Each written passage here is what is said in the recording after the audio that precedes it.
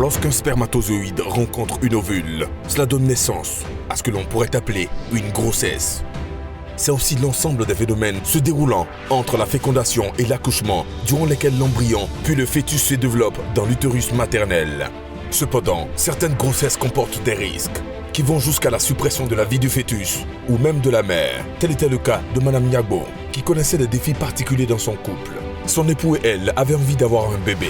Une fois tombée enceinte, l'espoir et la joie avaient refait surface. Malheureusement, un malheur frappa. Ils perdit ensemble le bébé. Un événement beaucoup plus tragique les attendait. Écoutez son témoignage.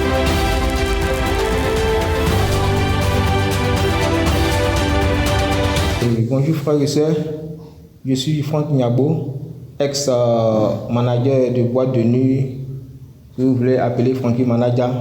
Maintenant j'ai décidé de donner ma vie à Dieu. Je suis entièrement pour le Seigneur, je travaille pour le Seigneur. Et ouais, je vous présente mon épouse. Elle c'est, voici Aya Solange. Voilà, nous sommes ensemble, ça fait maintenant 4 ans. Et je tenais à faire ce témoignage parce que j'avais fait une promesse à Dieu. Comme quoi, s'il me donnait un enfant, surtout un garçon, j'avais un témoignage à faire. Et par sa grâce, mes rêves se sont réalisés. Il m'a donné un garçon. Mais je tenais à préciser qu'en 2019, ma femme était enceinte. Et je crois que dans 5 mois après, elle a perdu l'enfant. Mais avant cela, c'était vraiment difficile. C'était vraiment difficile. Elle a failli même perdre la vie dans cette grossesse-là. Ouais. Parce que nous étions seulement que 2 à la maison et elle a perdu connaissance. Perdu connaissance, nous sommes allés à l'hôpital d'Angré. On nous a dit non, qu'il ne pouvait rien faire. Il fallait qu'on parte au CHU de Cocody. Et arrivé au CHU, c'était vraiment dur. Mais les médecins ont tout fait et vraiment, l'enfant n'est pas resté à 5 mois. Elle a perdu l'enfant. Et après, le médecin m'a appelé dans son bureau. Il m'a dit, monsieur, vraiment, je suis désolé, mais votre femme ne peut plus perdre d'enfant. C'était vraiment dur. Imaginez un instant quelqu'un qui vit avec sa chérie, qui avait des projets d'enfant, tout et tout. Et du coup, on vous dit qu'elle ne peut plus enfanter. C'est vraiment dur. Ils ont enlevé des... Je sais pas comment décrire ça. Mais je ne sais pas si c'est humain, mais ils ont enlevé des trucs dans son ventre inimaginables. Et le médecin même m'a demandé d'aller faire des analyses. C'était vraiment horrible. Dieu merci, elle est restée. Donc, après ça, nous sommes rentrés à la maison, tout et tout. Et c'est ainsi que j'ai appelé le prophète Hypothée pour lui dire, ah, prophète, et ma femme a perdu l'enfant. Mais malheureusement, le médecin dit qu'elle ne pourra plus enfanter. Il dit, ok, c'est pas grave, on va mettre ça en prière. Et c'est comme ça que nous sommes allés le voir. Il a prié et il m'a dit, mais c'est le médecin qui a dit qu'elle a perdu l'enfant. Mais Dieu n'a pas encore dit son dernier mot. Et là, vraiment, il y avait tout petit espoir.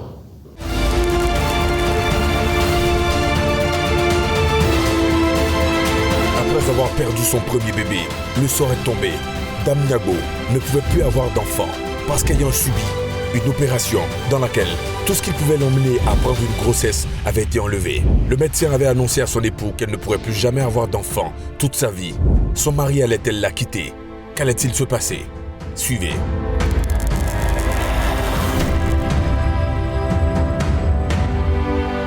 Imaginez-vous, le médecin vous dit, votre femme ne peut plus enfanter.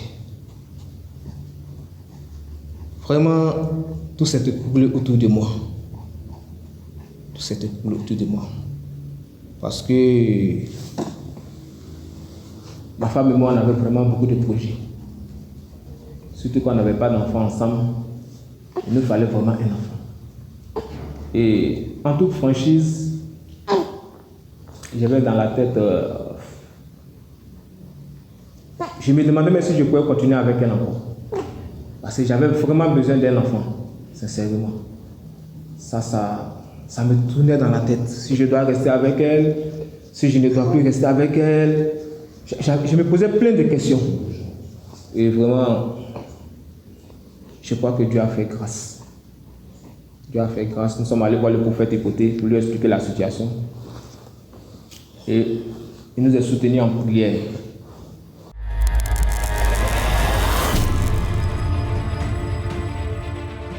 Après avoir de plusieurs façons saigné durant la grossesse, l'homme de Dieu, le prophète Saint-Espritique, leur a assuré par le Saint-Esprit que Dieu lui-même était au contrôle et que Dame Niagbo, qui normalement était condamnée à ne plus être mère, celle qui avait autrefois de nombreux pertes de sang, qui ne pourrait plus jamais avoir d'enfant, avait été visitée par Jésus-Christ.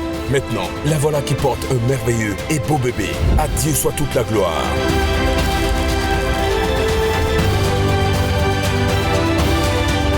Nous sommes allés voir le prophète Écoutez pour lui expliquer la situation. Et il nous a soutenus en prière. Il nous a vraiment soutenus en prière. Et il m'a dit, t'inquiète, Dieu n'a pas encore dit son dernier mot. C'est le médecin qui a dit, ne te décourage pas.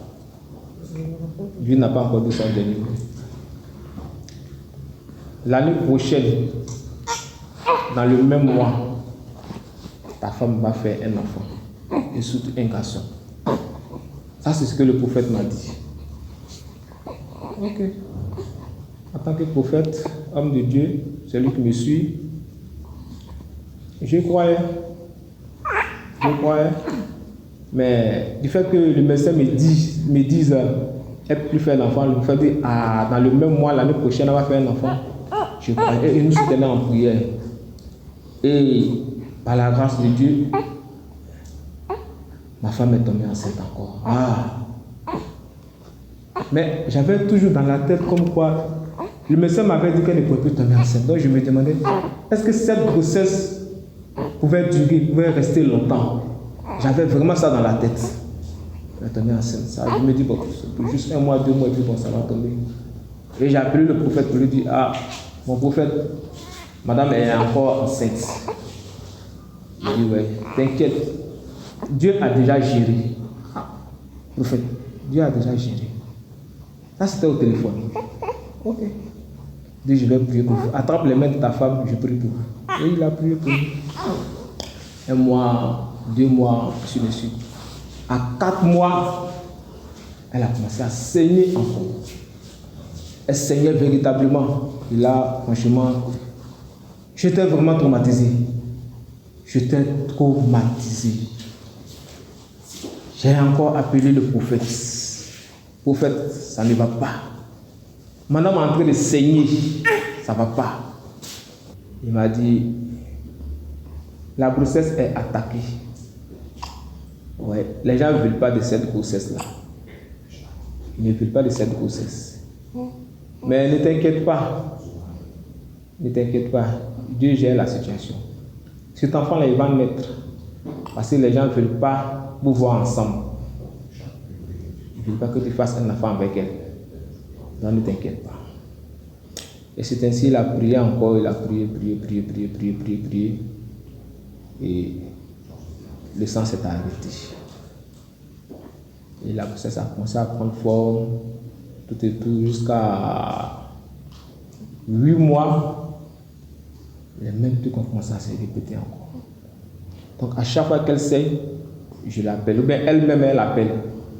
Plus je dis, pour faire Dieu saigne encore, je ne comprends pas. Il dit, il ne faut pas t'inquiéter. Je te dis que j'ai mis ma main sur cette grossesse-là. Tu vas accoucher. Tu vas faire un garçon. Ne t'inquiète pas. C'est vrai, le prophète parlait, mais on était un peu inquiet. Mais quand tu as la foi, je te dis que rien n'est impossible à Dieu. Rien n'est impossible à Dieu. Et moi, j'avais déjà cette foi-là. Je savais que quelle que soit la situation, cet enfant-là allait venir. Mais c'était vraiment difficile. Parce que là, j'avais arrêté toute activité. Donc, financièrement, c'était un peu dur. Mais Dieu a fait. Dieu a géré, Dieu a fait. Le prophète nous a vraiment soutenus dans cette situation difficile. Et à 9 mois, elle était à terme. Nous sommes arrivés à l'hôpital d'Angre.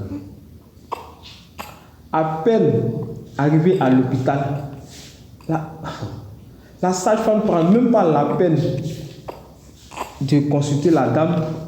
Elle nous dit directement, allez-y au CHU. Que cette grossesse-là, on peut rien faire. C'est trop compliqué, allez-y au CHU. Je dis, mais madame, prenez la peine au moins de regarder la dame. Nous, on ne peut pas aller au CHU. Au CHU là, on ne peut pas aller au CHU. Elle va accoucher ici. Elle dit ok. Et j'ai appelé encore le prophète. Pour lui dire, prophète, c'est compliqué. Hein? On me demande d'aller au CHU.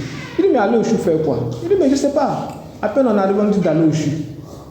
Il dit, non, il ne faut pas t'inquiéter. Vous n'allez pas aller au CHU. Donc on était là. Et elles étaient obligées de s'occuper d'elle. Jusqu'à... Dieu a fait grâce et l'enfant est né. Le beau bébé que vous voyez là, il est né par la grâce de Dieu. J'ai eu mon garçon. Donc, en toute franchise, je tenais à faire ce témoignage-là. Parce que Dieu a vraiment fait dans ma vie. Il a beaucoup fait. Il m'a vraiment aidé. Grâce à lui, je sais ce que je suis aujourd'hui. J'ai arrêté le boulot de nuit. J'ai consacré ma vie entièrement à Dieu. Faire l'œuvre de Dieu, c'est ma passion. Et j'ai rends gloire à Dieu. Parce qu'avec lui, rien n'était impossible. Toi qui me regardes, toi qui me reconnais, je fus un grand manager de boîte de nuit. Pas que je me vante, mais pour ceux qui me reconnaissent. Frères et sœurs, donnez de votre vie au Seigneur Jésus-Christ. Donnez votre vie à Dieu. Les temps sont difficiles. Les temps deviennent compliqués. Voyez vous-même, les jeunes meurent à 30 ans, à 35 ans. Ils n'atteignent même pas 40 ans et ils meurent. Vous savez bien ce qui se passe dans la nuit. Vous savez comment faire pour faire marcher une boîte de nuit. Donnez votre vie à Dieu. Avec Dieu là, rien n'est impossible. Tu peux même travailler la nuit et venir à l'église. Ça n'a jamais été interdit. Sur ce, je vous dis merci et que Dieu vous bénisse.